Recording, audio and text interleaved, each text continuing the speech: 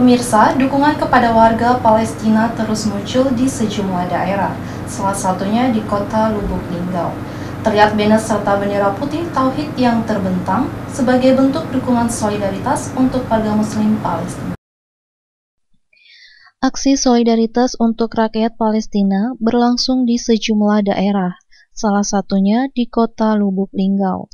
Terdapat beberapa warga kota Lubuk Linggau membentang banner serta bendera Tauhid putih untuk menunjukkan dukungan atas perjuangan rakyat Palestina.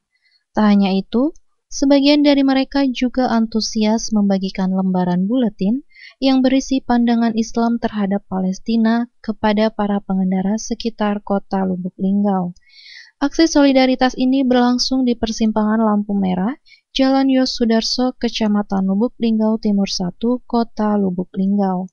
Aksi solidaritas ini sudah dilakukan sejak Rabu, 11 Oktober 2023 lalu, menyebar di sekitar wilayah Kota Lubuk Linggau. Aksi solidaritas ini dilakukan dengan tujuan untuk menyampaikan kepada umat Islam, terkhususnya kepada penguasa dan kalangan tentara di Indonesia, terlebih di negeri Islam lainnya. Penanggung jawab aksi solidaritas Sarkowi mengatakan, harapannya setelah mengadakan aksi solidaritas ini, apa yang diedukasikan atau disampaikan ini dapat menumbuhkan sikap peduli kita kepada warga Palestina.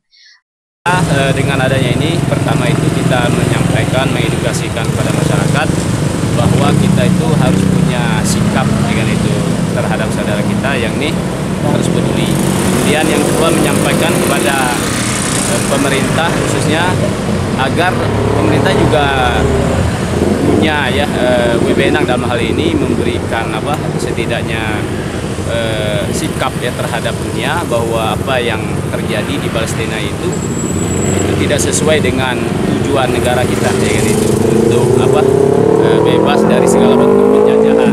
Padahal kita tahu bahwa Palestina ini sejak tahun 47 itu sejak adanya Israel itu adalah penjajahan.